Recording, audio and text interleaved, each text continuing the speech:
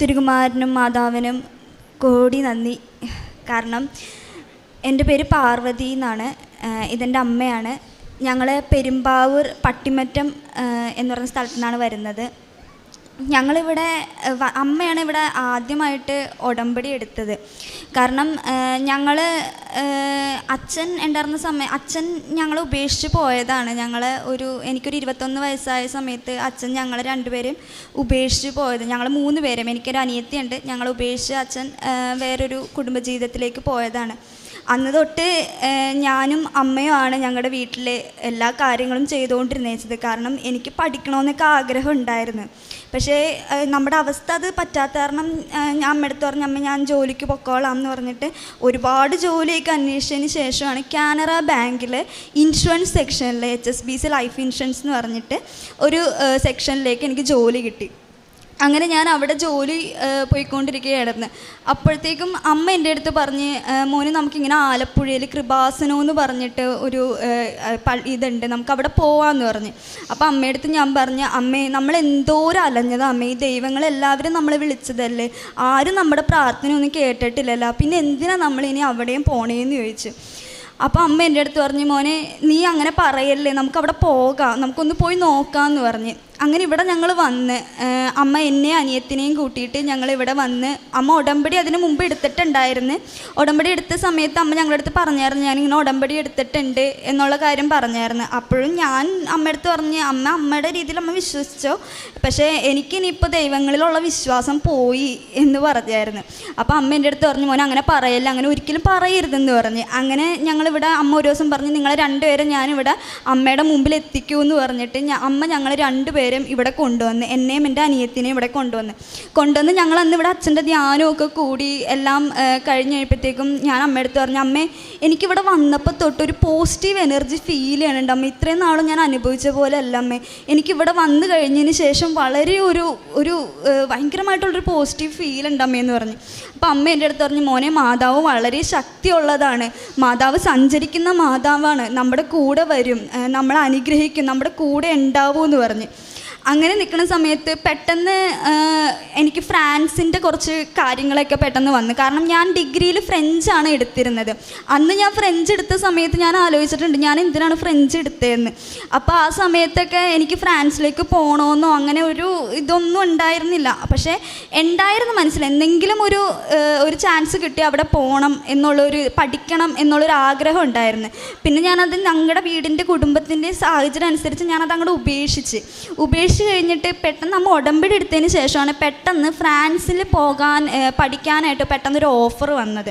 അങ്ങനെ അമ്മ എൻ്റെ അടുത്ത് വന്നിട്ട് പറഞ്ഞു. അപ്പോൾ ഇതിന് മുമ്പ് 2 പ്രാവശ്യവും ഞാൻ ചെയ്തിട്ട് അത് ഫെയിലായിരുന്നു. ഒന്ന് പോളണ്ടിലേക്കും അതേപോലെ തന്നെ ഫ്രാൻസിലേക്കും. പക്ഷെ അത് രണ്ടും എന്താ പറഞ്ഞിട്ടുണ്ടെങ്കിൽ പോളണ്ടിൽ ചെയ്ത കാര്യം എന്ന് പറഞ്ഞാൽ അവിടുത്തെ ഏജൻസിക്കാർ വളരെ ഇതായിരുന്നു. അത് കാരണം നമുക്ക് അതിലോട്ട് പോയി കഴിഞ്ഞാൽ നമ്മുടെ കയ്യിലുള്ള പൈസ പോകുന്നല്ലാണ്ട് വേറെ ഉപയോഗമൊന്നും ഉണ്ടായിരുന്നില്ല. അപ്പം ഞാൻ ആലോചിച്ചു അത് പോയത് നന്നായി എന്നുള്ളത്. അങ്ങനെ രണ്ടാമതും ഫ്രാൻസിൻ്റെ ഇത് വന്നു കഴിയുമ്പോഴത്തേക്കും ഞാൻ അമ്മയടുത്ത് പറഞ്ഞു, അമ്മേ എനിക്കിത് പേടിയാവണേണ്, നമ്മുടെ കയ്യിൽ നിന്ന് ഒരുപാട് പൈസ പോകും, നമ്മുടെ കയ്യിൽ 1 രൂപ എടുക്കാനില്ല, നമുക്ക് പോകണ്ടമ്മേ, വേണ്ടമ്മ, അത് ഉപേക്ഷിക്കാം അമ്മയെന്ന് പറഞ്ഞു. അപ്പോൾ അമ്മ എൻ്റെ അടുത്ത് പറഞ്ഞു, മോനെ മാതാവ് എൻ്റെ അടുത്ത് പറയണുണ്ട്, നീ അതിൻ്റെ ഇറങ്ങിക്കോ, നിനക്ക് അതിലുള്ള ഇത് ഫലം മാതാവ് തരുമെന്ന് പറഞ്ഞു. അപ്പോഴും ഞാൻ അമ്മയടുത്ത് പറഞ്ഞു, അമ്മേ വേണോ, നമ്മുടെ കയ്യിൽ 1 പൈസ പോലും ഇല്ല, നമുക്കത് എന്തിനാണ് അത് ചെയ്യണേന്ന് ചോദിച്ചു. അപ്പോൾ അമ്മ പറഞ്ഞു, ഇനി ഇങ്ങനെ തന്നെ പറയുകയാണെങ്കിൽ അമ്മ ഒന്നും പറയണില്ല. പക്ഷെ അമ്മ എന്നെ ഒരുപാട് നിർബന്ധിച്ചിട്ട് ഞങ്ങൾ ഏജൻസി പോയി കഴിഞ്ഞപ്പോഴത്തേക്കും ഇങ്ങനെ ഓരോ കാര്യങ്ങളും ചെയ്യാൻ പറഞ്ഞ് അങ്ങനെ ഓരോ കാര്യങ്ങളും ചെയ്ത് അങ്ങനെ ലോണിൻ്റെ കാര്യങ്ങൾക്ക് വേണ്ടിയിട്ട്, കാരണം ഞങ്ങളുടെ കയ്യിൽ പൈസ ഇല്ല, 1 രൂപ എടുക്കാനില്ലാത്തടത്ത് ഞാൻ ആലോചിക്കുന്നുണ്ട്, ഈ 26 ലക്ഷം രൂപയൊക്കെ ഞാൻ എവിടെ നിന്ന് ഉണ്ടാക്കാനാണ്, എനിക്ക് 26 ലക്ഷം രൂപ കിട്ടാനുള്ള ഒരു വഴിയില്ല, ആകെ ഉള്ളത് കുറച്ച് സ്ഥലമാണ്, ആ സ്ഥലത്തിനാണെങ്കിൽ വാല്യൂ ഉണ്ടാവില്ല, കാരണം അവിടെയുള്ള ആൾക്കാരൊക്കെ വാല്യൂ ഇല്ല എന്നാണ് പറയണത്. അങ്ങനെ നിൽക്കുന്ന സമയത്ത് അമ്മ പറഞ്ഞു, നീ ആ മാനേജറിനെ, ഞാൻ ജോലി ചെയ്യുന്ന ബാങ്കിൽ മാനേജറിനെ ഒന്ന് കാണിച്ചു നോക്കുമെന്ന് പറഞ്ഞ്. അങ്ങനെ ഞാൻ പിറ്റേ ദിവസം സാറിൻ്റെ അടുത്ത് സ്ഥലത്തിൻ്റെ ആധാരവും കാര്യങ്ങളൊക്കെ ആയിട്ട് സാറിൻ്റെ അടുത്ത് ചെന്നപ്പോൾ പോണ വഴിയിൽ ഞാൻ ലോൺ ആപ്ലിക്കേഷൻ വെക്കാൻ പോണ വഴിയിൽ ഞങ്ങളുടെ അവിടെ ഒരു പള്ളിയുണ്ട്, മാതാവിൻ്റെ പള്ളി തന്നെയാണ്. അപ്പോൾ പെട്ടെന്നൊരു ഇടിമിന്നൽ വന്നപ്പോഴത്തേക്കും ഞാൻ പള്ളിയിൽ കയറി നിൽക്കാം എന്നുള്ള രീതിയിൽ അവിടെ കയറി നിൽക്കുന്ന സമയത്ത് ഒരു തുമ്പി ആ തുമ്പി എന്ന് പറഞ്ഞിട്ടുണ്ടെങ്കിൽ നല്ല അതിൻ്റെ ചിറക് കാണാനായിട്ട് നല്ല ഭംഗിയായിരുന്നു, നല്ല ഒരു വിടർന്ന ഒരു ചിറക്. സാധാരണ ഒരു തുമ്പിയായിട്ട് എനിക്കതിനെ കണ്ടിട്ട് തോന്നിയില്ല. അപ്പം ഞാൻ ഈ തുമ്പീനെ കണ്ടിട്ട് പറഞ്ഞു, ഇത് എന്തൊരു ഭംഗിയുള്ള തുമ്പിയാണ്, ഇത് ഇവിടെ ഒന്നും ഞാൻ കണ്ടിട്ടില്ല, ഇത് ഇതായിരിക്കും എന്നുള്ള രീതിയിൽ ഞാനിങ്ങനെ നോക്കി നിൽക്കണേണ്. ആ തുമ്പി എൻ്റെ ഒപ്പം ഞാൻ വണ്ടി ഓടിച്ച് ബാങ്കിലെത്തി സാറിൻ്റെ അടുത്ത് ഞാൻ ഈ ഡോക്യുമെൻറ്റ്സ് സമർപ്പിക്കണ വരെ ആ തുമ്പി സാറിൻ്റെ ഒപ്പം, അതായത് സാറിൻ്റെ സൈഡിലായിട്ട് ആ തുമ്പി ഇരിക്കണേണ്. ആ അത്രയും നല്ല ഭംഗിയുള്ള ആ ഒരു തുമ്പി അവിടെ ഇരിക്കണേണ്. അപ്പോഴത്തേക്കും ഞാൻ തോന്നി, ഇത് ഞാൻ അവിടെ കണ്ട തുമ്പിയാണല്ലോ, ആ തുമ്പി എങ്ങനെ ഇവിടെ വന്നെന്നുള്ള രീതിയിൽ ഞാനിങ്ങനെ നോക്കി നിൽക്കണേണ്. അതിനുശേഷം പിന്നെ ഞാൻ ആ തുമ്പിനെ അവിടെ കണ്ടിട്ടില്ല. അത് ഞാൻ പേപ്പർ വെച്ച് സാറിൻ്റെ അടുത്ത് പറഞ്ഞ്, കുഴപ്പമൊന്നുമില്ല പാർവതി, ഇത് നമുക്കിപ്പോൾ തന്നെ ശരിയാക്കാം, ഞാനിത് RHലേക്ക് വിട്ടേക്കാം, നീ പേടിക്കൊന്നും വേണ്ട, നമ്മളൊക്കെ ഇല്ലേ എന്നുള്ള രീതിയിൽ സാറ് സംസാരിച്ച് ഞാൻ അവിടെ നിന്ന് പോകുന്നു. അപ്പം ഞാൻ വീട്ടിൽ വന്നപ്പോൾ അമ്മയെടുത്ത് പറഞ്ഞു, അമ്മ ഇന്ന് ഇങ്ങനെ ഒരു അനുഭവം ഉണ്ടായി, അമ്മ ഇങ്ങനെ ഒരു തുമ്പി എൻ്റെ കൂടെ വണ്ടിയുടെ കൂടെ സഞ്ചരിച്ച് വന്നെന്ന് പറഞ്ഞു. അപ്പോൾ അമ്മ എൻ്റെ അടുത്ത് പറഞ്ഞു, മോനെ, നമ്മുടെ കൃപാസനത്തിലെ ആ മാതാവ് എന്ന് പറഞ്ഞിട്ടുണ്ടെങ്കിൽ സഞ്ചാരി മാതാവാണ്, നമ്മുടെ കൂടെ സഞ്ചരിച്ച് വരും, നിൻ്റെ കൂടെ സഞ്ചരിച്ച് എല്ലായിടത്തും വരുമെന്ന് പറഞ്ഞു. അപ്പോൾ അമ്മ കാശ് രൂപം, അമ്മയാണല്ലോ ആദ്യം ഉടമ്പടി എടുത്തത്, അപ്പോൾ അമ്മയുടെ കാശ് രൂപം എൻ്റെ കയ്യിൽ തന്നിട്ടുണ്ടായിരുന്നു, നീ ഇത് കയ്യിൽ വെച്ചോ, അമ്മ നിൻ്റെ കൂടെ ഉണ്ട് എന്ന് പറഞ്ഞിട്ട്. അങ്ങനെ ഞാൻ അന്ന് ആ ഒരു അനുഭവം എനിക്കുണ്ടായി. അന്ന് ഞാൻ വൈകുന്നേരം അമ്മയുടെ ഒപ്പം പ്രാർത്ഥന എത്തിക്കുമായിരുന്നു. കാരണം ഞാൻ ഉടമ്പടി എടുക്കാത്ത കാരണം ഞാൻ വേറെ ഒരു കാര്യങ്ങളൊന്നും ചെയ്യില്ല, അമ്മയുടെ ഒപ്പം പ്രാർത്ഥന എത്തിക്കും, അമ്മയുടെ ഒപ്പം എല്ലാ പ്രതിഷ്ഠ പ്രവർത്തനങ്ങൾക്കൊക്കെ പോവായിരുന്നു. അങ്ങനെ ഓരോ കാര്യങ്ങളും അമ്മയുടെ ഒപ്പം ചെയ്യായിരുന്നു. അത് കഴിഞ്ഞതിന് ശേഷം ഒരു ദിവസം എനിക്കെൻ്റെ മനസ്സിൽ തോന്നിക്കണേണ്, നീ ഉടമ്പടി എടുക്കുക, നിൻ്റെ കാര്യത്തിന് നീ ഉടമ്പടി എടുക്കുക എന്ന് എൻ്റെ മനസ്സിൽ ഇങ്ങനെ തോന്നിക്കണേ. അപ്പം ഞാൻ അമ്മേനോട് ഈ ഉടമ്പടി എടുക്കണ കാര്യം പറയാൻ വേണ്ടി വന്നപ്പോൾ അമ്മ എൻ്റെ അടുത്ത് ഇങ്ങോട്ട് പറഞ്ഞു, മോനെ നീ ഒന്ന് ഉടമ്പടി എടുക്കട്ടാ, അമ്മ എടുക്കണ പോലെ അല്ല, മോനൊരു ഉടമ്പടി എടുക്കുമെന്ന് പറഞ്ഞ്. അങ്ങനെ ഞാൻ ഇവിടെ വന്ന് അപ്പം എനിക്ക് മനസ്സിൽ എൻ്റെ പറയണുണ്ട്, നീ ഉടമ്പടി എടുക്കുക എന്നുള്ളത് എൻ്റെ മനസ്സിൽ പറഞ്ഞുകൊണ്ടിരിക്കണേണ്. ഞാൻ അങ്ങനെ ഇവിടെ വന്ന് ഉടമ്പടി എടുത്ത് കഴിയുമ്പോഴത്തേക്കും നിയോഗങ്ങൾ എഴുതാനായിട്ട് എനിക്ക് കരച്ചിൽ വന്നിട്ട് എനിക്ക് നിയോഗങ്ങളൊന്നും എഴുതാൻ പറ്റണില്ല. കാരണം എനിക്ക് ഏതാ എഴുതണ്ടേന്ന് എനിക്ക് അറിയാൻ പാടില്ല. ഞാൻ ആദ്യമേ എഴുതിയത് അമ്മ എൻ്റെ കൂടെ ഉണ്ടാവണം, തിരുകുമാരനും എൻ്റെ കൂടെ ഉണ്ടാവണം, അതാണ് എൻ്റെ ആദ്യത്തെ നിയോഗം എന്നാണ് എഴുതിയത്. രണ്ടാമതാണ് ഞാൻ ഇങ്ങനെ ഫ്രാൻസിൽ പോണ കാര്യമുണ്ട് അമ്മയുടെ ഇച്ഛ പോലെ എനിക്കത് നടത്തി തന്നെ, ഞാൻ പോകണമെന്ന് പറഞ്ഞ് എൻ്റെ കുടുംബത്തെ രക്ഷിക്കാൻ വേണ്ടിയിട്ടാണ്, എനിക്കത് അമ്മയുടെ ഇച്ഛ പോലെ എനിക്ക് നടത്തി തന്നോ എന്ന് പറഞ്ഞു. അതിനുശേഷം അങ്ങനെ 2-3 നിയോഗങ്ങൾ എഴുതി കഴിഞ്ഞപ്പോഴത്തേക്കും അതിൽ നിയോഗങ്ങളായിട്ട് ഞാൻ ആകെ എഴുതിയേക്കണത് അമ്മ എൻ്റെ കൂടെ വേണം എന്നാണ് 6 നിയോഗങ്ങൾ എഴുതിയിരുന്നത്. അതിനുശേഷം അമ്മയടുത്ത് ഞാനിങ്ങനെ പറഞ്ഞു, അമ്മേ, ഞാൻ നിയോഗങ്ങൾ എഴുതാൻ പോയിട്ട് എനിക്ക് ഒന്നും കിട്ടിയില്ല അമ്മ എഴുതാനായിട്ട്, ഞാൻ ആകെ ഇത്രയൊക്കെ എഴുതിയിട്ടുള്ളൂ. അപ്പോൾ അമ്മ പറഞ്ഞു, സാരില്ല മോനെ, നീ എഴുതിയിട്ടുണ്ടല്ലോ, അമ്മ നമ്മുടെ മനസ്സ് കണ്ടോളും, ഇനി ഉടമ്പടിയിലുള്ള ഇതൊക്കെ ചിട്ടകളും കാര്യങ്ങളും മോൻ പാലിക്കണമെന്ന് പറഞ്ഞു. അന്ന് തൊട്ട് ഇന്ന് വരെ ഞാൻ പ്രാർത്ഥന മുടക്കിയിട്ടില്ല. വെളുപ്പിന് 5 മണിക്ക് എഴുന്നേറ്റുള്ള പ്രാർത്ഥനയും വൈകുന്നേരമുള്ള പ്രാർത്ഥനയും ഞാൻ മുടക്കിയിട്ടില്ല. അതേപോലെ ഞങ്ങളുടെ അവിടെ ബത്തേനി ആശ്രമം എന്ന് പറഞ്ഞിട്ട് സിസ്റ്റർമാരുടെ ഒരു ആശ്രമമുണ്ട്. അവിടുത്തെ അമ്മമാർക്ക് വേണ്ട എല്ലാ സഹായങ്ങളും ഞങ്ങളാൽ കഴിയുന്ന രീതിയിൽ ഞങ്ങൾ ചെയ്തു കൊടുക്കും. അപ്പോൾ ഒരു വട്ടം ഞാൻ സിസ്റ്ററുടെ അടുത്ത് പറഞ്ഞു, സിസ്റ്റർ എൻ്റെ കയ്യിൽ ഒന്നുമില്ല ഇന്ന് എനിക്കിവിടെ വരുമ്പോൾ ചെയ്യാനായിട്ടെന്ന് പറഞ്ഞു. അപ്പോൾ സിസ്റ്റർ എൻ്റെ അടുത്ത് പറഞ്ഞ്, മോനെ, നിൻ്റെ കയ്യിൽ ഒന്നുമില്ലെങ്കിൽ വേണ്ട, കുഴപ്പമില്ല, മാതാവ് നിനക്കെല്ലാം തന്നതിന് ശേഷം നീ ഒരു നേരത്തെ ചായക്കുള്ള കാര്യങ്ങൾ ഇവിടെ ചെയ്താൽ മതി എന്ന് പറഞ്ഞു. അപ്പം ഞാൻ അമ്മയെടുത്ത് പറഞ്ഞപ്പോൾ അമ്മ പറഞ്ഞ്, സാരില്ല മോനെ, നമ്മുടെ കയ്യിൽ പൈസ വരുന്നതനുസരിച്ച് നമുക്ക് അതൊക്കെ ചെയ്യാമെന്ന് പറഞ്ഞു. പക്ഷെ പത്രങ്ങൾ ഞങ്ങൾ കൊടുക്കുമായിരുന്നു, എല്ലായിടത്തും പത്രങ്ങൾ കൊടുക്കുമായിരുന്നു. അങ്ങനെ നിൽക്കുന്ന സമയത്ത് ഒരു ദിവസം ഏജൻസിയിൽ നിന്ന് എന്നെ വിളിച്ചിട്ട് പറഞ്ഞ്, ഫസ്റ്റ് ടൈമിലെ ഫീസ് അടച്ച്, അപ്പോൾ ഫീസ് ലോൺ 10 ദിവസത്തിനുള്ളിൽ എനിക്ക് ലോൺ പാസ്സായി കിട്ടി. നമുക്ക് അറിയാം, ഒരു എഡ്യൂക്കേഷൻ ലോണിന് വേണ്ടിയിട്ട് നമ്മളതിൻ്റെ പുറകെ നടക്കുന്ന സമയത്ത് 2 മാസമൊക്കെ എടുക്കും നമുക്കൊരു ലോൺ പാസ്സായി കിട്ടാനെന്ന്. പക്ഷെ എനിക്ക് 10 ദിവസത്തിനുള്ളിലാണ് അമ്മയുടെ അനുഗ്രഹം, അമ്മയുടെ അനുഗ്രഹം എനിക്ക് ആദ്യം അവിടെയാണ് കിട്ടിയത്. 10 ദിവസത്തിനുള്ളിൽ അമ്മ എനിക്ക് ആ ലോൺ എനിക്ക് പാസ്സാക്കി എൻ്റെ കയ്യിലേക്ക് തരുകയാണ് ചെയ്തത്. അതിനുശേഷം ഫസ്റ്റ് ടൈമിലെ ഫീസ് കെട്ടിയതിന് ശേഷം ഫീസ് അവിടെ എത്തിയിട്ടില്ല എന്ന് പറഞ്ഞു, കോളേജിൽ എത്തിയിട്ടില്ല, ക്രിസ്മസും കാര്യങ്ങളൊക്കെ കാരണം അവിടെ എല്ലാം ലീവാണ്, ഇതുവരെ എത്തിയിട്ടില്ല എന്ന് പറഞ്ഞു. ഒരു അവധി ദിവസമാണ് എൻ്റെ ഫീസ് അവിടെ എത്തിയെന്നും പറഞ്ഞ് എനിക്ക് മെസ്സേജ് വന്നത്. അതെങ്ങനെ വന്നു എന്നോ അതോ എന്താണെന്നോ ഒരു കാര്യം എനിക്ക് അറിയാൻ പാടില്ല. അന്നാണ് അവിടെ പറഞ്ഞത്, അവിടെ സ്പെഷ്യൽ വർക്കിംഗ് ഡേ ആയത് കാരണമാണ് അന്ന് ആ മെയിൽ എനിക്ക് വന്നത്. അങ്ങനെ ഒരാഴ്ചയോളം ഫീസ് അവിടെ എത്താതിരുന്ന എൻ്റെ ഫീസ് അമ്മയുടെ അനുഗ്രഹം കൊണ്ടാണ് അവിടെ കോളേജിൽ എത്തിച്ചേർന്നത്. അതിനുശേഷം ഒരു ദിവസം ഞാൻ ഇങ്ങനെ ഇരുന്ന് പ്രാർത്ഥന ചൊല്ലിക്കഴിഞ്ഞ് കിടന്നു കഴിഞ്ഞപ്പോഴത്തേക്കും പെട്ടെന്ന് ഞാനൊരു സ്വപ്നം കാണുകയാണ്.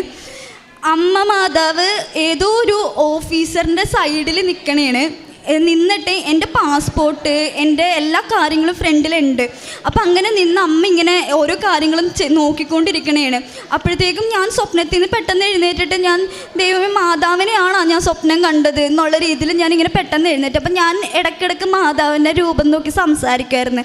അമ്മ എനിക്ക് എപ്പോഴെങ്കിലും അമ്മ പ്രത്യക്ഷപ്പെടുമോ, അമ്മേനെ എനിക്ക് കാണാൻ പറ്റുമോ എന്നുള്ള രീതിയിൽ ഞാനൊരു കൂട്ടുകാരിനോട് സംസാരിക്കണ പോലെ എൻ്റെ അമ്മയുടെ അടുത്ത് ഞാൻ സംസാരിക്കണ പോലെ ഞാൻ സംസാരിക്കുമായിരുന്നു. അപ്പം അങ്ങനെ പെട്ടെന്ന് അത് ഞാൻ ആ രൂപം കണ്ടു കഴിയുമ്പോഴത്തേക്കും പെട്ടെന്ന് പേടിച്ചു പോയി. പക്ഷെ എന്നാലും അമ്മയാണല്ലോ ഞാൻ കണ്ടതെന്നുള്ളൊരു സന്തോഷത്തിൽ ഞാൻ ഇരുന്നിരുന്നു. അപ്പം ഞാനിങ്ങനെ ആലോചിക്കുന്നുണ്ട്. അപ്പം ഞാൻ പിറ്റേ ദിവസം അമ്മയുടെ അടുത്ത് പറഞ്ഞ്, അമ്മേ ഞാനിങ്ങനെ മാതാവിനെ സ്വപ്നം കണ്ടേ, ഏതൊരു ഓഫീസറിൻ്റെ സൈഡിൽ ഇരിക്കണതായിട്ട് ആ സ്വപ്നം കണ്ടേന്ന് പറഞ്ഞു. അപ്പം അമ്മ എൻ്റെ അടുത്ത് പറഞ്ഞ്, മോനെ അങ്ങനെയൊക്കെ കാണും, മാതാവ് നമ്മുടെ കൂടെ ഉള്ളതുകൊണ്ടാണ് നമ്മളതൊക്കെ കാണണേന്ന് പറഞ്ഞു. അങ്ങനെ അത് കഴിഞ്ഞതിന് ശേഷം ഏജൻസിയിൽ നിന്ന് വിളിച്ചിട്ട് എൻ്റെ അടുത്ത് പറഞ്ഞ്, പാർവതിയുടെ 2 സർട്ടിഫിക്കറ്റ് മിസ്സിങ് ആണ് സെമസ്റ്ററിൻ്റെ. 5ഉം 6ഉം സർട്ടിഫിക്കറ്റ് ഇവിടെ സബ്മിറ്റ് ചെയ്തിട്ടില്ല. അതില്ലാതെ നമുക്ക് ഒരു പ്രൊസീജിയേഴ്സും ചെയ്യാൻ പറ്റില്ല എന്ന് തന്നെ അവർ പറഞ്ഞു. അപ്പം ഞാൻ പറഞ്ഞു 2ഉം 6ഉം എവിടെയാണ് മിസ്സായേക്കണേന്ന് എനിക്ക് അറിയാൻ പാടില്ല, എൻ്റെ കയ്യിൽ ഇത്രയും സർട്ടിഫിക്കറ്റേ ഉള്ളൂ, ഇത് വെച്ചിട്ട് എന്തെങ്കിലും ചെയ്യാൻ പറ്റുമോ? കൺസോളിഡേറ്റഡ് ഉണ്ടല്ലോ, അപ്പോൾ അതിലെല്ലാം മാർക്കും ഉണ്ടല്ലോ സെമസ്റ്റർ വൈസ്, അപ്പോൾ അത് പോരേന്ന് ചോദിച്ചു. അപ്പോൾ അവരെൻ്റെ അടുത്ത് പറഞ്ഞു, മോളെ ഇത് നമ്മളെല്ലാം മാർക്ക് ഷീറ്റും നമ്മൾ സബ്മിറ്റ് ചെയ്യണം, അപ്പോൾ അത് കാരണം ഈ 2 മാർക്ക് ഷീറ്റ് ഇല്ലാണ്ട് നിനക്ക് പ്രൊസീജിയേഴ്സ് ഒന്നും ചെയ്യാൻ പറ്റില്ല എന്ന് പറഞ്ഞു. അപ്പം ഞാൻ അമ്മയെടുത്ത് പറഞ്ഞു, അമ്മ ഇങ്ങനെയാണല്ലോ പറയണേന്ന് പറഞ്ഞു. അപ്പം ഞാൻ ഊട്ടിയിലാണ് പഠിച്ചത്. അപ്പോൾ ഊട്ടിയിൽ പഠിക്കുന്ന സമയത്ത് അവിടം വരെ പോയി വരാനുള്ള യാത്ര കാരണം ഞാൻ അവിടുത്തെ സാറിനെ വിളിച്ച് ചോദിച്ചു, സാറേ അവിടെ എൻ്റെ സർട്ടിഫിക്കറ്റ് എന്തെങ്കിലും ഉണ്ടോ എന്ന് ചോദിച്ചു. അപ്പോൾ സാർ എൻ്റെ അടുത്ത് എൻ്റെ രജിസ്റ്റർ നമ്പറൊക്കെ ചോദിച്ചതിന് ശേഷം അവിടെയൊക്കെ നോക്കിയിട്ട് പറഞ്ഞു, പാർവതി നിൻ്റെ സർട്ടിഫിക്കറ്റ് എല്ലാം നീ ഇവിടെ സൈനിട്ട് മേടിച്ചുകൊണ്ട് പോയേക്കണതാണ്, സൈനിടാതെ നമ്മൾ സർട്ടിഫിക്കറ്റ് തരില്ല, അപ്പോൾ നീ സൈനിട്ട് മേടിച്ചുകൊണ്ട് പോയേക്കണം, നിൻ്റെ കയ്യിൽ നിന്ന് മിസ്സായേക്കണെയാണ്. യൂണിവേഴ്സിറ്റിയിൽ നിന്ന് നീ ആ സർട്ടിഫിക്കറ്റ് മേടിക്കണമെന്നുണ്ടെങ്കിൽ നിനക്ക് 10,000-16,000 രൂപ ചിലവ് വരും, ഒരു സെമസ്റ്ററിന് ഒരു 6,000 രൂപ വെച്ച് ചിലവ് വരുമെന്ന് പറഞ്ഞു. അപ്പം ഞാൻ അമ്മയെടുത്ത് പറഞ്ഞു, അമ്മേ നമ്മുടെ കയ്യിൽ 1 രൂപ എടുക്കാനില്ല, നമ്മൾ എന്ത് ചെയ്യുമെന്ന് പറഞ്ഞു. അപ്പം അമ്മ എൻ്റെ അടുത്ത് പറഞ്ഞു, നീ മാതാവിനെ വിളിച്ചോ, നീ മാതാവ് നമ്മുടെ കൂടെയുണ്ട്. അമ്മയുടെ ആ വിശ്വാസം എന്നിലും അമ്മയിലോടുള്ള കൂടുതൽ എന്നെ അടുപ്പിക്കുകയാണ് ചെയ്തത്. ഞാനും അപ്പം മാതാവിനെ വിളിച്ച് പ്രാർത്ഥിക്കണേണ്, അമ്മ മാതാവേ എൻ്റെ കൂടെ ഉണ്ടാവണേ, എല്ലാ തടസ്സങ്ങളും എനിക്ക് മാറ്റിത്തരണേ, അമ്മ എൻ്റെ കൂടെ നിന്ന് എനിക്ക് ആ സർട്ടിഫിക്കറ്റ് എവിടെയാണ് പോയേക്കണേന്ന് അറിയില്ല, എവിടെയോ ഉണ്ടെങ്കിലും എനിക്കത് തന്നേക്കണം, എൻ്റെ കയ്യിൽ 1 രൂപയില്ല എന്ന് പ്രാർത്ഥിച്ച്. അതിനുശേഷം അമ്മ എൻ്റെ അടുത്ത് പറഞ്ഞു, ഇനി സർട്ടിഫിക്കറ്റ് നോക്കി നിന്നിട്ട് കാര്യമില്ല മോനെ, നമുക്ക് പോകാമെന്ന് പറഞ്ഞു. ഞങ്ങളപ്പോൾ കോയമ്പത്തൂർ യൂണിവേഴ്സിറ്റിയിൽ പോകണേണ്. പാലക്കാട് പകുതി എത്തിയപ്പോൾ അമ്മ കിടക്കണമായിരുന്നു. അമ്മ പെട്ടെന്ന് കിടന്നിടത്ത് നിന്ന് അമ്മ എഴുന്നേറ്റിട്ട് പറഞ്ഞു, മോനെ ഒന്നും കൂടി കോളേജിലേക്ക് വിളിച്ചു നോക്കിക്കേ, ഇപ്പോൾ കോളേജിൽ എനിക്ക് തോന്നണ ആ സർട്ടിഫിക്കറ്റ് ഉണ്ടെന്ന് പറഞ്ഞു. അപ്പം ഞാൻ അമ്മയുടെ ചോദിച്ചു, അമ്മ ഇത്രയും നാൾ നമ്മൾ ഒരാഴ്ചത്തോളം അവരെയാണ് വിളിച്ച് ചോദിച്ചത്, പിന്നെ എന്തിനാണ് നമ്മൾ വിളിച്ച് ചോദിക്കണേന്ന് പറഞ്ഞു. അപ്പോൾ അമ്മ പറഞ്ഞ്, നീ വിളിച്ച് ചോദിക്കുക, ഞാനല്ലേ പറയണം, നീ വിളിക്കുമെന്ന് പറഞ്ഞു. അങ്ങനെ ഞാൻ അപ്പോൾ തന്നെ സാറിനെ വിളിച്ചിട്ട് ചോദിച്ചു, സാറേ എൻ്റെ സർട്ടിഫിക്കറ്റ് എന്തെങ്കിലും ഇവിടെ ഉണ്ടോയെന്ന് ഒന്നും കൂടി നോക്കുമെന്ന് ചോദിച്ചു. അപ്പോൾ സാറ് പറഞ്ഞ്, എൻ്റെ പാർവതി ഇവിടെ ഇല്ല, ഞങ്ങൾ ഒരുപാട് നോക്കി, ഇവിടെ എങ്ങും കാണാനില്ല എന്ന് പറഞ്ഞു. അപ്പം ഞാൻ ഫോൺ വെച്ച് അത് കഴിഞ്ഞ് 10 മിനിറ്റ് കഴിഞ്ഞപ്പോഴത്തേക്കും സാർ എന്നെ തിരിച്ച് ഇങ്ങോട്ട് വിളിച്ചിട്ട് പറഞ്ഞ്, പാർവതി യൂണിവേഴ്സിറ്റിയിലേക്ക് പോകാൻ വരട്ടെ, ഞങ്ങൾ ഒന്നും കൂടി ഇവിടെ നോക്കട്ടെ എന്ന് പറഞ്ഞു. അപ്പം അമ്മ അവിടെ നിന്ന് പ്രദക്ഷിണ പ്രാർത്ഥനയൊക്കെ ചൊല്ലിക്കൊണ്ടിരിക്കണേണ്, വിശ്വാസ പ്രമാണം ചൊല്ലണുണ്ട്, എല്ലാം ചൊല്ലണ്ട്. അപ്പം അമ്മ എൻ്റെ അടുത്ത് പറഞ്ഞു, നീ ഇരുന്ന് പ്രാർത്ഥിച്ചോ, ആ സർട്ടിഫിക്കറ്റ് അവിടെ ഉണ്ടാവുമോ എന്ന് പറഞ്ഞു. അപ്പം അമ്മയുടെ മനസ്സിൽ മാതാവ് വന്നിട്ട് കാണിക്കണേണ്, ഞാൻ നിനക്ക് മുമ്പേ അവിടെ എത്തിയിട്ടുണ്ട് എന്ന് പറഞ്ഞ് ഞങ്ങളുടെ കോളേജിൻ്റെ ഉള്ളിൽ അമ്മ മാതാവ് നിൽക്കണതായിട്ട് അമ്മയുടെ മനസ്സിൽ അമ്മ ഇങ്ങനെ സ്വപ്നം കണ്ണ് തുറന്ന് കാണുന്ന ഒരു സ്വപ്നമാണ് അമ്മ. അപ്പോൾ അമ്മ പറഞ്ഞു, അമ്മ മാതാവ് അവിടെ എത്തിയിട്ടുണ്ട് മോനെ, അമ്മ അവിടെ നിന്ന് നിൻ്റെ സർട്ടിഫിക്കറ്റ് തരും എന്ന് പറഞ്ഞ് നിൽക്കാതെ സാർ എന്നെ വിളിച്ചിട്ട് പറഞ്ഞാണ്, നിൻ്റെ ആ സർട്ടിഫിക്കറ്റ് 2ഉം ഇവിടെ ഉണ്ട് എന്ന്. ഞാനത് കേട്ടപ്പോഴത്തേക്കും ഞാനും അമ്മയും ട്രെയിനിൽ ഇരുന്ന് തന്നെ മാതാവിന് 100 കോടി നന്ദി ഞങ്ങൾ പറഞ്ഞ്. അപ്പോഴത്തേക്കും മാതാവിന് 100 കോടി ഞങ്ങൾ നന്ദി പറഞ്ഞ് അവിടെ ഇരുന്ന് തന്നെ. അതിനുശേഷം ഞങ്ങൾ സർട്ടിഫിക്കറ്റ് മേടിക്കാൻ പോയി, സർട്ടിഫിക്കറ്റ് മേടിച്ച് വന്നു, എല്ലാ കാര്യങ്ങളും പ്രൊസീജിയേഴ്സും കാര്യങ്ങളൊക്കെ തുടങ്ങി. അങ്ങനെ ഒരു ദിവസം ഞാൻ ഇന്നലെ അത് കഴിഞ്ഞ് വിസക്കെല്ലാം വെച്ചു കഴിഞ്ഞപ്പോഴത്തേക്കും വിസ വരണില്ല, കുറേ ദിവസമായി വിസക്ക് വെച്ചിട്ട്. അപ്പം ഞാൻ ആലോചിക്കുന്നുണ്ട്, അമ്മേ എനിക്ക് പേടിയാവണുണ്ട്, ഇത്രയും നമ്മൾ പൈസ മുടക്കി, ഒരു 10-16 ലക്ഷത്തോളം നമ്മൾ ഇത്രയും മുടക്കിയേക്കണേണ്, ഞാനിനി എന്ത് ചെയ്യും ചെയ്യും, എനിക്ക് വിസ വരൂല അമ്മയെന്ന് ഞാനിങ്ങനെ ഇരുന്ന് പ്രാർത്ഥിക്കണേണ്. അപ്പം അമ്മ എൻ്റെ അടുത്ത് എപ്പോഴും സംസാരിക്കുന്നതായിട്ട് എനിക്ക് എപ്പോഴും ഫീൽ ചെയ്യാറുണ്ട്, അമ്മ എൻ്റെ കൂടെ സംസാരിക്കണതായിട്ട്. അപ്പോൾ അമ്മ എൻ്റെ അടുത്ത് ഇങ്ങനെ ഞാൻ പ്രാർത്ഥിക്കുന്ന സമയത്ത് ഫോട്ടോ നോക്കി ചിരിക്കും, അങ്ങനെയൊക്കെയാണ് പ്രാർത്ഥിക്കാറ്. അപ്പം ഞാൻ അമ്മയുടെ അടുത്ത് ചോദിച്ചാൽ അമ്മേ ഇത് വരില്ല അമ്മേ, വിസ വരില്ല അമ്മയെന്ന് വെച്ചപ്പോഴത്തേക്കും അമ്മയുടെ ഞാൻ പ്രാർത്ഥിക്കണ ആ രൂപത്തിൽ ഒരു ചിരി ഞാൻ കണ്ട്. അപ്പോഴത്തേക്കും ഞാൻ ഉറപ്പിച്ച് എനിക്ക് വിസ വരും എന്നുള്ള കാര്യം എനിക്ക് ഉറപ്പായിരുന്നു. അപ്പോൾ അതിന് ശേഷം ഇന്നലെ ഞങ്ങൾ ഇരുന്ന് ഞാനിങ്ങനെ കസേരയിലാണ് അമ്മയുടെ ഒരു ഫോട്ടോയും എല്ലാം വെച്ചിട്ട് ഞാൻ പ്രാർത്ഥിച്ചുകൊണ്ടിരിക്കണം. അപ്പം ഞാൻ ഇങ്ങനെ കസേരയിൽ തല വെച്ചിട്ട് ഞാനിങ്ങനെ പ്രാർത്ഥിച്ചപ്പോൾ പറഞ്ഞ് അമ്മ ഞാൻ അമ്മയുടെ മടിയിൽ തല വെച്ചോട്ടെ എന്ന് ചോദിച്ചു. അപ്പം ഞാൻ എന്നിട്ട് തല ഇങ്ങനെ വെച്ച് കിടക്കണേണ്. എന്താണ് എനിക്ക് അനുഭവിച്ചതെന്ന് എനിക്ക് പറഞ്ഞറിയിക്കാൻ പറ്റില്ല. കാരണം എൻ്റെ അമ്മ എന്നെ തലോടുമ്പോൾ ഉണ്ടാവുന്ന ഒരു സ്പർശന സുഖമില്ലേ, അതാണ് ഞാൻ ഇന്നലെ രാത്രി എൻ്റെ വീട്ടിൽ അനുഭവിച്ചത്. കാരണം അമ്മ മാതാവ് ഞാനിങ്ങനെ മടിയിൽ തല വെച്ചോട്ടെ എന്ന് ചോദിച്ചപ്പോൾ എൻ്റെ തലയിൽ കൈ വെച്ച് തടവുന്നതായിട്ടാണ് ഞാൻ കാണുന്നത്. ഞാനവിടെ ഇരുന്ന് ഒരുപാട് ഇന്നലെ കരഞ്ഞായിരുന്നു, വിസ വന്നില്ലല്ലോ അമ്മേ, എന്ത് ചെയ്യും എന്ന് ചോദിച്ച്. അങ്ങനെ നിൽക്കുമ്പോഴത്തേക്കാണ് ഞങ്ങൾ പറഞ്ഞത്, അമ്മ എൻ്റെ അടുത്ത് ഒരാഴ്ചയായി പറയണത് മോനെ നമുക്ക് വെള്ളിയാഴ്ച കൃപാസനത്തിൽ പോകാം, എന്താണെങ്കിലും അമ്മ ലീവ് എടുക്കാം, അമ്മ ഡെയിലി വേജസ് ആയിട്ടാണ് വർക്ക് ചെയ്യണത്. അപ്പം അമ്മക്ക് ഒരു ദിവസം പോയില്ലെങ്കിൽ അന്നത്തെ സാലറി കിട്ടത്തില്ല. അപ്പം ഞങ്ങൾ ആലോചിക്കുമ്പോൾ ഞങ്ങളുടെ ഒരു മാസം കടന്നു പോകണമെന്നുണ്ടെങ്കിൽ അമ്മയുടെ സാലറി വേണം. ഞാൻ 3 മാസമായിട്ട് വീട്ടിലിരിക്കുകയാണ്. അപ്പോഴത്തേക്കും അമ്മ എൻ്റെ അടുത്ത് പറഞ്ഞ് സാരല്ല മോനെ, അമ്മേനെ കാണാൻ നമുക്ക് അവിടെ പോകാം, സന്നിധിയിൽ നമ്മൾ എത്തിക്കഴിഞ്ഞാൽ നമുക്ക് കുറച്ച് സമാധാനം കിട്ടും, നമുക്ക് അവിടെ പോകാമെന്ന് പറഞ്ഞു. അപ്പം ഞങ്ങളുടെ വീട് ഇന്നലെ ജപ്തി നോട്ടീസൊക്കെ വന്ന് ഒട്ടിച്ച്. കാരണം അച്ഛൻ ഞങ്ങൾ ഉപേക്ഷിച്ച് പോയതോടുകൂടി അച്ഛൻ ലോൺ അടക്കാതെയായി. അപ്പം അങ്ങനെ ജപ്തി നോട്ടീസൊക്കെ ഒരു മനസ്സിന് വളരെ സങ്കടപ്പെട്ടിരിക്കുന്ന സമയത്താണ് ഞാനിവിടെ ഇന്ന് വന്നത്. ഇന്ന് അച്ഛനെ കണ്ട് ബ്ലെസ്സിങ് മേടിക്കാൻ വേണ്ടിയിട്ടാണ് ഞാൻ വന്നത്. ഞങ്ങൾ 2-3 പ്രാവശ്യം ഇവിടെ വന്നായിരുന്നു അച്ഛനെ ബ്ലെസ്സിങ് മേടിക്കാനായിട്ട്, പക്ഷേ അച്ഛനെ കാണാൻ പറ്റിയിട്ടേ ഇല്ല. അപ്പം ഞാൻ അമ്മയെടുത്ത് പറഞ്ഞു അമ്മേ അച്ഛനെ കാണാൻ പറ്റിയിട്ടേ ഇല്ലല്ലോ അമ്മേ, എന്ത് ചെയ്യും അമ്മയെന്ന് പറഞ്ഞപ്പോൾ അമ്മ പറഞ്ഞ് മാതാവ് നമ്മളെ കാണിക്കും, നമുക്ക് കാണാൻ പറ്റും അച്ഛനെ, നീ പേടിക്കണ്ട, മാതാവ് നമ്മുടെ കൂടെയുണ്ട്, നീ വിശ്വസിക്കണത് മാതാവിലല്ലേ, നീ അങ്ങനെ തന്നെ വിശ്വസിക്കുന്നു പറഞ്ഞു. അങ്ങനെ ഞാനും അമ്മയും കൂടി ഇന്നിവിടെ വന്ന് ടോക്കൺ എടുത്തപ്പോൾ അമ്മക്കാണ് ആദ്യം ടോക്കൺ കിട്ടിയത് ജപ്തിയുടെ നോട്ടീസൊക്കെ കാണിക്കാൻ വേണ്ടിയിട്ട്. അപ്പോൾ അമ്മ വന്ന് അച്ഛൻ്റെ അടുത്ത് ബ്ലെസ്സിങ് മേടിച്ച്. അപ്പോൾ ഇന്ന് അവിടെ ബ്രദർ എൻ്റെ അടുത്ത് പറഞ്ഞ് ഇതിൻ്റെ ഫീസ് അടിച്ച റെസിപ്റ്റ് ആണെന്ന് പറഞ്ഞിട്ട് ഞാൻ ഇന്ന് അവിടെ ഫോട്ടോസ്റ്റാറ്റ് എടുക്കാൻ പോയി. ഫോട്ടോസ്റ്റാറ്റ് എടുത്ത് വന്ന് ഞാൻ അതിൻ്റെ ഉള്ളിൽ കയറി ടോക്കൺ എടുക്കാൻ കയറിയപ്പോൾ ഞാൻ വെറുതെ എൻ്റെ ഫോണിങ്ങനെ വൈബ്രേറ്റ് ചെയ്യണം. അപ്പം ഞാൻ എന്താണെന്നറിയാൻ വേണ്ടിയിട്ട് ഞാനിങ്ങനെ നോക്കിക്കഴിഞ്ഞപ്പോൾ ഏജൻസിയിൽ നിന്ന് എനിക്ക് മെസ്സേജ് വന്നേക്കണേണ് എൻ്റെ വിസ അപ്രൂവലായിട്ട് വന്നിട്ടുണ്ട് എന്ന് പറഞ്ഞിട്ട്. അപ്പോൾ ഞാൻ അപ്പോൾ തന്നെ ഇവിടെ വന്ന് അമ്മയ്ക്ക് 100,000 നന്ദി ഞാനിവിടെ നിന്ന് പറഞ്ഞു. കാരണം അമ്മ ഉടമ്പടി എടുത്ത സമയത്ത് പറഞ്ഞിട്ടുണ്ടായിരുന്നു, എന്താണ് മാതാവേ എൻ്റെ മോൾക്ക് വിസ കിട്ടിക്കഴിഞ്ഞിട്ടുണ്ടെങ്കിൽ ഞങ്ങളിവിടെ മാതാവിൻ്റെ അടുത്ത് ആദ്യം വന്ന് സാക്ഷ്യം പറയും, അത് ഏത് ദിവസമാണെങ്കിലും എനിക്ക് കുഴപ്പമില്ല, ഞാൻ ലീവ് എടുത്താണെങ്കിലും ഞാൻ മാതാവിൻ്റെ അടുത്ത് വന്ന് സാക്ഷ്യം പറയും, എനിക്ക് അമ്മ മാതാവിനോട് അത്രയും നന്ദിയുണ്ട് എന്ന് പറഞ്ഞിട്ട് ഞങ്ങളങ്ങനെ പ്രാർത്ഥിച്ചുകൊണ്ട് നിൽക്കണമായിരുന്നു. അപ്പോഴത്തേക്കാണ് ഇന്ന് ആ വിസ വന്നു കഴിഞ്ഞപ്പോഴത്തേക്കും ഇന്ന് ഞങ്ങൾ ഈ സന്നിധിയിലുണ്ട് സാക്ഷ്യം പറയാനായിട്ട്. അമ്മ ഞങ്ങളെ കൊണ്ടുവന്ന് നിർത്തി ഇവിടെ ഈ സാക്ഷ്യം പറയാനായിട്ട്. അമ്മയുടെ അനുഭവങ്ങളെന്ന് പറഞ്ഞിട്ടുണ്ടെങ്കിൽ എനിക്ക് ഇനിയും പറയാൻ ഒരുപാടുണ്ട്, എനിക്ക് പറഞ്ഞാൽ അത്രയും തീരില്ല. കാരണം ഓരോ വട്ടവും ഓരോ സ്ഥലത്തും ഓരോ കാര്യങ്ങളിലും അമ്മ ഞങ്ങളെ സഹായിച്ചേക്കണേന്ന് പറഞ്ഞിട്ടുണ്ടെങ്കിൽ അത്രത്തോളം സഹായിച്ചിട്ടുണ്ട്. 0 എന്ന് പറയാൻ പറ്റില്ല, മൈനസിൽ നിന്ന ഞങ്ങളെയാണ് അമ്മ ഇന്നിപ്പോൾ ഒരു വിസ എൻ്റെ കയ്യിൽ കൊണ്ടുവന്ന് തന്നേക്കണത്. അപ്പോൾ അമ്മേനെ വിശ്വസിച്ച് നമ്മളിവിടെ നിൽക്കുമ്പോഴത്തേക്കും അമ്മ നമ്മളെ സഹായിക്കുന്ന കാര്യത്തിൽ 100-101% ഉറപ്പാണ്, അമ്മ നമ്മുടെ കൂടെ ഉണ്ടാവും. അതേപോലെ ഞങ്ങൾ പത്രങ്ങളൊക്കെ കൊടുക്കുമായിരുന്നു, അവിടെ ഞങ്ങൾ പോണ വഴിയിലൊക്കെ പത്രങ്ങൾ കൊടുക്കുമായിരുന്നു. പിന്നെ അവിടെ ആശ്രമത്തിൽ അമ്മമാരെ സഹായിക്കുമായിരുന്നു, ഇങ്ങനത്തെ പ്രവർത്തനങ്ങളൊക്കെ ചെയ്യുമായിരുന്നു. 100 കോടി നന്ദി മാതാവിനും തിരുകുമാരനും ഞാൻ പറയാണ്.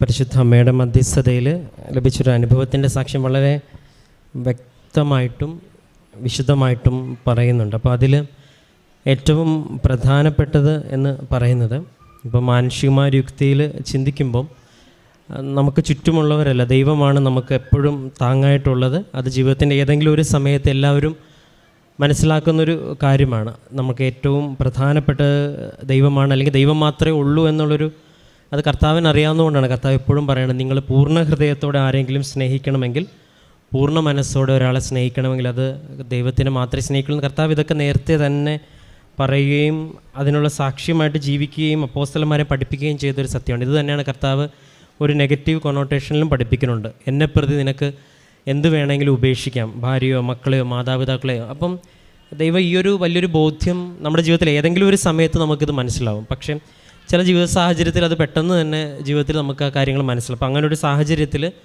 മാതാവ് ഈ ഒരു വിഷയത്തിൽ വ്യക്തമായിട്ട് ഇടപെട്ടിട്ടുണ്ട് എന്ന് ഈ കുടുംബം, അല്ലെങ്കിൽ ഈ സാക്ഷ്യം പറഞ്ഞ മകളും അമ്മയും വിശ്വസിത്തക്ക വിധത്തിലുള്ള അസാധാരണമായിട്ടുള്ള അനുഭവങ്ങൾ ഇതിൽ ഉണ്ടായിട്ടുണ്ട്.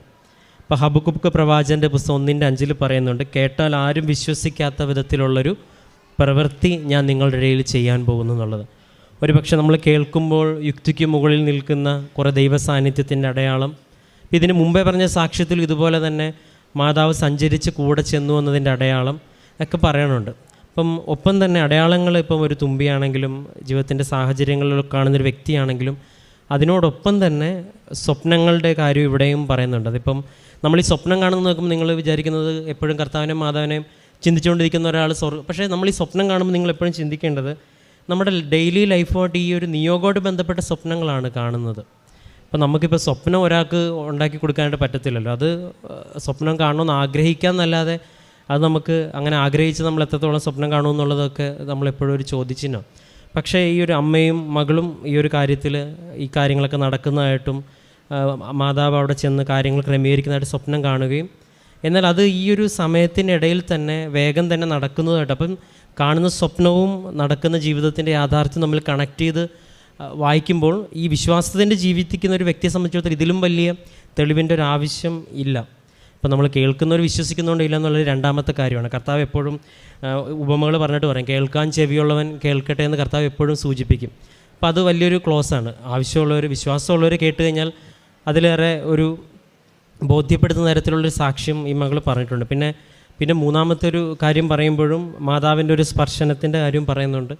പ്രാർത്ഥിച്ച് മടിയിൽ കിടക്കുന്ന പോലെ കിടന്നുകൊണ്ട്, അപ്പം അത്രയും ഒരു ഇൻറ്റിമേറ്റ് റിലേഷൻഷിപ്പ് മാതാവുമായിട്ട്, ഇപ്പം അമ്മയെക്കാളും ഉപരി സംസാരിക്കുകയും മിണ്ടുകയും. പക്ഷേ ആ ഒരു റിലേഷൻഷിപ്പ് ഉണ്ടെന്ന് പറയുകയല്ല, അതിന് തത്തുല്യമായിട്ടൊരു അനുഭവം കൂടി കിട്ടുന്നത് വളരെ വലിയൊരു കാര്യമാണ്. ഒരു പക്ഷേ ഇത് കിട്ടാത്തവരെ സംബന്ധിച്ചിടത്തോളം ഇത് നമ്മൾ കേൾക്കുമ്പോൾ അത് അനുഭവിക്കുന്നില്ല. പക്ഷേ ഇവിടെ ഇപ്പോൾ ഒരുപാട് സാക്ഷ്യം, 10,000-ൽ-അധികം സാക്ഷ്യങ്ങളിൽ ഒരു നല്ലൊരു ശതമാനം പേരും ഇപ്പോൾ ഇവിടെ ഇരിക്കുന്ന ഒരു കുറേയേറെ പേർക്കെങ്കിലും ഇതൊരു അനുഭവവും പ്രാർത്ഥനയ്ക്ക് കാരണമായിട്ട് മാറും.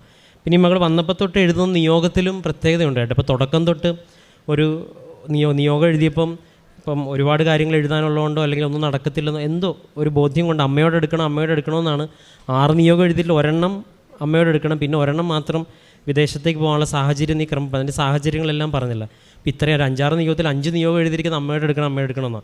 ഒരു പക്ഷേ നമ്മളിവിടെ എഴുതി വെക്കുന്ന, ഇപ്പോൾ ചിലരുടെ സാക്ഷ്യം കേട്ടില്ല, നിങ്ങൾ ചിലപ്പോൾ ഒന്നും നടക്കത്തില്ലെന്നറിയാം, എങ്കിലും എഴുതിയ സാക്ഷി നടന്നു എന്ന് പറയുന്ന പോലെ ചിലപ്പോൾ അങ്ങനെ എഴുതിയത് കൊണ്ടാവാം ഒരു പക്ഷേ അങ്ങനെ എഴുതുകയും ഒപ്പം ഇവർ ചെയ്തിട്ടുള്ള കാര്യങ്ങൾ പറഞ്ഞിട്ടുണ്ട്. പ്രേക്ഷിത പ്രവർത്തനമാണെങ്കിലും തൻ്റെ കഴിവിന് പറ്റുന്ന രീതിയിലൊക്കെ മറ്റുള്ളവരെ സഹായിക്കാനൊക്കെ ഉള്ളൊരു ശ്രമമാണ്. അപ്പോൾ ഈ ശ്രമങ്ങളെല്ലാം ദൈവം ആശീർവദിച്ചതിന് തുല്യമായിരിക്കും. ഒരു പക്ഷേ ഇതുവരെ കേട്ട സാക്ഷ്യങ്ങളൊക്കെ കൂടുതൽ ഇങ്ങനെ മാതാവ് ഇങ്ങനെ കൊണ്ട് നടക്കണ ഓരോ ദിവസവും അനുഭവം തരുന്നത്. ഇന്നിവിടെ വന്നതും ഈ വിസയുടെ കാര്യം നടക്കണമെന്ന് അച്ഛനെ കാണാൻ. അപ്പം അന്ന് അച്ഛനെ കാണുന്നതിന് മുമ്പ് തന്നെ സാക്ഷ്യം പറയാനായിട്ട്, അല്ലെങ്കിൽ അച്ഛനെ കാണേണ്ടി പോലും ആവശ്യമില്ലാത്ത രീതിയിൽ ദൈവം ഇടവരുത്തിയെങ്കിൽ അത് ദൈവത്തിൻ്റെ വലിയൊരു ഇടപെടലുണ്ട്. ഇപ്പോൾ പരിശുദ്ധ അമ്മയുടെ സമയത്തിന് മേലുള്ള അധികാരത്തിനെക്കുറിച്ച് കാര്യങ്ങൾ വേഗം നടന്ന്, ഏറ്റവും പ്രധാനപ്പെട്ടത് ദൈവം കൂടെ ഉണ്ടെന്നുള്ള അനുഭവം. കാര്യം നടന്നാലും നടന്നില്ലെങ്കിലും ഈ ദൈവം കൂടെ ഉണ്ടെന്നുള്ളൊരു അനുഭവം കിട്ടുമെന്ന് പറയുന്നത് അതിനേക്കാളും വലിയ ഒരു ശക്തിയും ബലവും ഇല്ല.